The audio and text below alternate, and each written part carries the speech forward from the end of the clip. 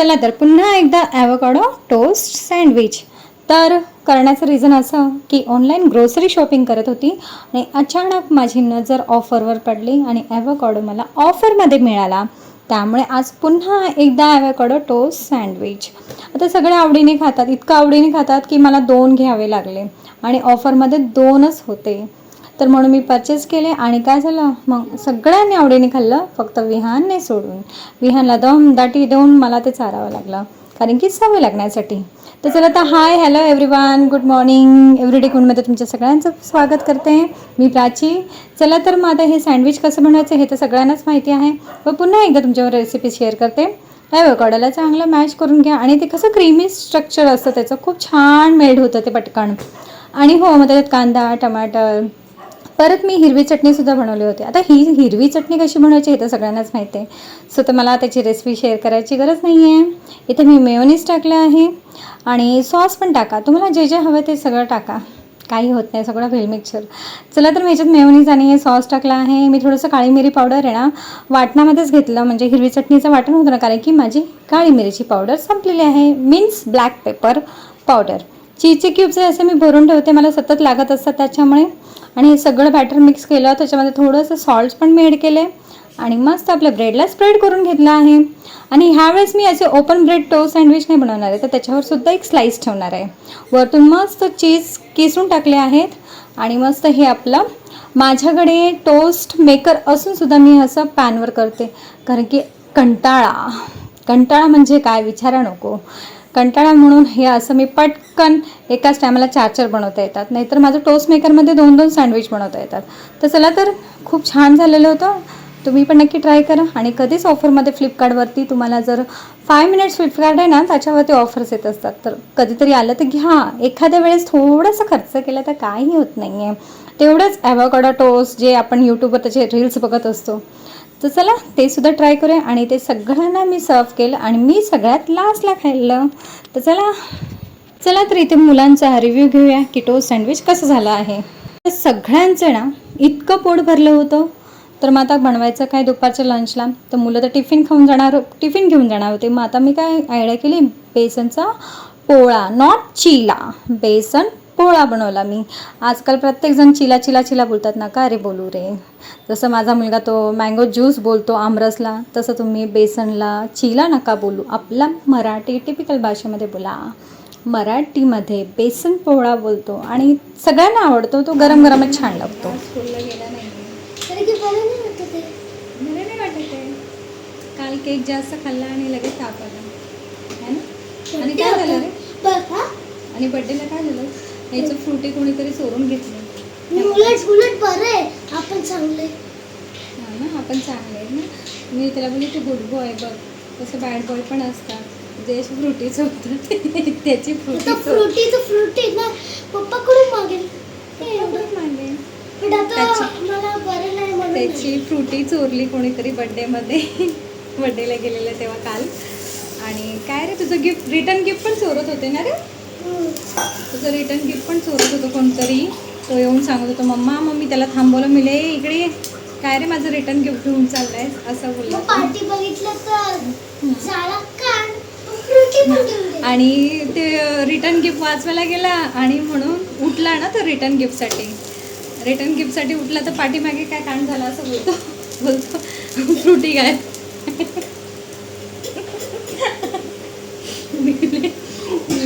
म्हणत बोलली, बापरे माझं पोरं काय घोडायचं ग बाई. मी रिटर्न गिफ्ट वाचवायला गेला पुढे, तर पाठीमागे फ्रुटी काय. फ्रुटीकडे लक्षच नाही दिलं. जाऊ दे, गिफ्ट मिळालं ना. जाऊ दे. तुकोबाचे 51 प्रेरणादायी जीवनसूत्र हे पुस्तक आहे ना, तर त्याच्यामध्ये असं लिहिलेलं आहे की आनंदात राहायचे असेल तर एक गोष्ट नेहमी लक्षात ठेवायची, सगळं कळत असून सुद्धा नाही कळत असं वागायचं, म्हणजे माणूस आनंदी राहतो. कारण स्वभाव आणि सवय बदलणं इतकं सोपं नसतं. जसं की विंचवाचा धर्म डंक मारणे आहे, त्याला कितीही प्रेम दिले तरी तो स्वभाव बदलणार नाही. त्यामुळे अशा लोकांना सुधारण्यापेक्षा त्यांच्यापासून दूर राहणे बरं. चला तर इथे मी छान रेडी झाली आहे मार्केटला जायला आणि मी आता मस्त असं तयार होऊन नेहमी मार्केटला जाते, जेणेकरून मला असं वाटलं दिवसभरातून एकदा तरी रेडी झालंच पाहिजे ना. तुला छोटे केसच चांगले वाटतात सोहम. छोटे केस चांगले वाटतात. मोठं झालं छान. मोठे म्हणजे कसं तोंड मोठं दिसतं ना मग. दोन मोठे दिसतं मोठे असले की. मला तर बघायला गेलं तर छोटे आवडत नाही. मोठे थोडं कसं एकदम स्टाईल मारता येतं ना, फुल अपने हिसाब से. चला तर प्रत्येक गृहिणीला पडलेला प्रश्न, संध्याकाळच्या स्वयंपाकाला करायचं काय. तर आता एवढा वेळ झाला आहे, मी बाहेर जाऊन आली आणि जायचं होतं तर आईकडे, आणि तसंच भाजी घ्यायचं होतं. पण आईकडे तर गेली नाही, भाजी घ्यायला घेतली. पालेभाज्या निवडल्या, पण नंतर आठवलं थैलीच घेतली नाही. एवढ्या भाज्या कागदात कसे आणू, सगळ्या भाज्या पुन्हा ठेवून टाकल्या आणि असंच रिकाम्या हाती रिकाम्या हाती आली. आणि आता टेन्शन पिठलं म्हणा, तर दुपारीच मी बेसनचे पोळा बनवले होते, त्याच्यात पीठ संपलं. आणि आज 3 तारीख आहे का 4 तारीख आहे? 4 तारीख आहे. आणि राशन म्हणजे आपला किराणा माल अजून मी दिला नाही आहे, तर बेसन संपलं आहे. तर ऑनलाईन मी तेल वगैरे मागवलेलं, डायरेक्ट कॅनच मागवलेलं, पण आता बेसन पण मागव, हे ते मागव, सगळं मागव. काय बनवू तुम्हीच सांगा आता मला काय बनवू. लॉस हो गया. असं मी नेहमी मला लक्षात असतं की घेऊन जायचं आहे म्हणून, आणि आजच माझ्या का माहिती लक्षात नव्हतं. आणि नेमकी आज मस्त मी बाजाराची पिशवी पण मस्त धुवून वगैरे उन्हात वाळून वगैरे घडी वगैरे करून मी स्वतःच माझ्या हाताने ठेवली, आणि नेमकं जाताना दिसत अगं मुलगा, ते मुलाला आगीत तेल ओतणारे असतात आपल्या. आता मला आधी काय बोलला, मिले सोम स्कूल चालू होणार आहे, हेअरकट करून येतो. बोलला नाही मम्मा, जोपर्यंत आमच्या स्कूलचं फोटोशूट होत नाही तोपर्यंत मी हेअर काय कट करणार नाही. आणि टीचरने मजबूर नाही, ॲक्च्युली तो आज्ञाधारी मुलगा आहे. टीचरने फक्त एकदा सांगितलं की सोम हेअरकट करून आता सोमने लगेच आज हेअरकट केला आहे. मग टीचर 2दा बोलली बघा, म्हणून हेअरकट करायला नाही. एकदा बोलला तेव्हा तू बघा मला बोला की मामा मला सकाळी उठव हेअरकट करायला, तर मी काय त्याला उठवलं नाही. आणि मग तो पण नाही उठला आणि मग काही केलं नाही. आणि मी त्यासाठी माझी स्टडीज सुद्धा स्किप केली आहे आज, कारण की उद्या मला मुलींमध्ये बसवतील, त्यासाठी काय करू आता. आज पण मुलींचं सेक्शन मध्ये बसवलेलं आहे. फक्त माझ्या बाजूला मुलं होते ते नशीब. अच्छा, म्हणजे यांना पनिशमेंट बघा काय, हेअरकट नाही केला की मुलींच्या सेक्शन मध्ये तुम्हाला बसवलं जाईल. मुली पण कशी बसवणार, मुलगा मध्ये आणि दोन्ही बाजूला मुलगी. किती आहे यार हे, आज थोडी असतं यार. म्हणजे चला पनिशमेंट बघा किती गोड पनिशमेंट आहे. तू काय मजे घेतो, एवढा माझी मम्मा मजे घेते. मजा घेते नाही. आता मी बघा पूर्ण आज्ञाधारी नसतं, मी त्याला पहिले बोलले सोहम स्कूल चालू होणार आहे, हेअरकट करून ये. अरे माझे मित्र खावत नाही तर काय, आता ते नाही असं कोणी करत नाही म्हणून आपण करत नाही. मुलींमध्ये बसायला तयार आहे, पण ते हेअरकट नाहीच करणार असं मला माहिती आहे ना. कारण की बॉईजचं थोडं असतं ना भाई, की हा भाई थोडं वाढवायला पाहिजे, थोडं पटेली मारायला पाहिजे. बोलली अरे एकच वर्ष आहे, मग नंतर तुला अख्ख्या झिपऱ्या तुला वेणा घालून दिले, एवढे केस वाढवतो.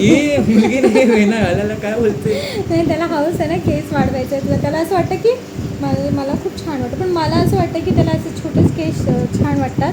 ते मोठ्या केसमध्ये त्याचा चेहरा पण मोठा वाटतो. तर तुम्ही नक्की सांगा याला, खरं छोटे केस चांगले वाटतात का मोठे केस चांगले वाटतात.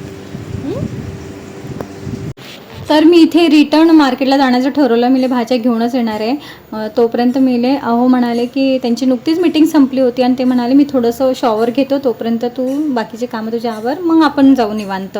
तर मी चला, तर मग आहे वेळ, तर मस्त असं कपड्यांचे घड्याचे थोडेसे ओलसर होते ते मी नंतर काढणार होती.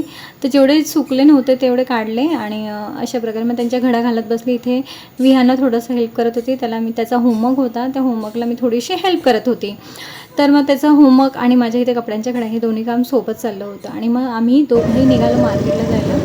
मस्त आता दोघं, म्हणजे आता मी पिशवी घ्यायला विसरली नाही आहे आणि बराच वेळ झाला. मग आम्ही दोघांनी पण मस्त सगळं शॉपिंग केलं आणि मार्केटला गर्दी होती, आज खूप गर्दी होती. म्हणजे मला वाटतं आम्ही खूप लवकर गेलेलो ना, कारण की थोडं उशिरा गेलो ना आम्हाला गर्दी कमी भेटते आणि स्वस्त पण मिळतं, थोडासा भाव कमी होतो. पण ठीक आहे, मग केली शॉपिंग. पण काही नाही, भाज्या इतकं काय रोज रोज तेच भेंडी गवार हे ते वगैरे, मला कंटाळा आला ते सगळं खाऊन. पालेभाज्या तर खूप महाग आहेत.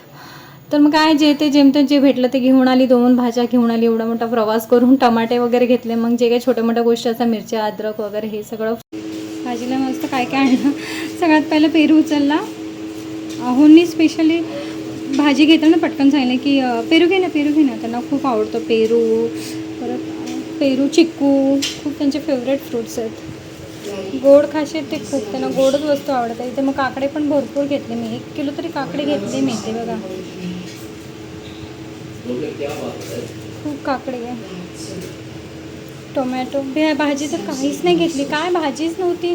असं बघून काय उचूड गवार, भेंडी, मग वांगी घेतली आणि तोंडली घेतली. बाकी खरंच काही नाही घेतलं. कारली पण बरोबर नव्हती, मला कारली घ्यायची होती पण नव्हती बरोबर. मग मिरच्या टमाटर वगैरे घेतलं. काय नाही घेऊ जाऊन तरी मी ती भाजीमध्ये काहीच नाही घेतलं.